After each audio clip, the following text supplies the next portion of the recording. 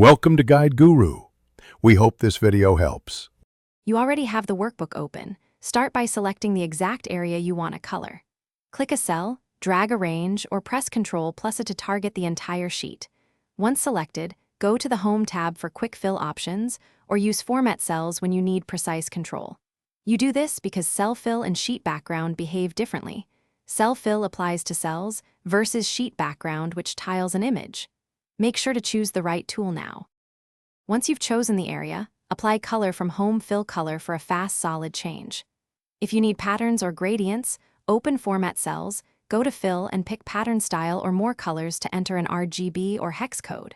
For a full sheet backdrop, choose Page Layout Background and select a PNG or JPG. Excel tiles that image across the worksheet. Make sure to preview. Colors and images look different on screen versus printed paper. Finish by checking readability. Change text color or border styles to ensure contrast with your new background. Once done, lock formatting by saving a copy. If you need to revert, remove background from page layout or clear fills via Format cells. If printing is your goal, remember background images don't print by default. Use Page Setup or convert to a printable PDF. If colors look off, calibrate your monitor or check conditional formatting rules that may override fills. Thanks for watching. Consider subscribing if we helped you today.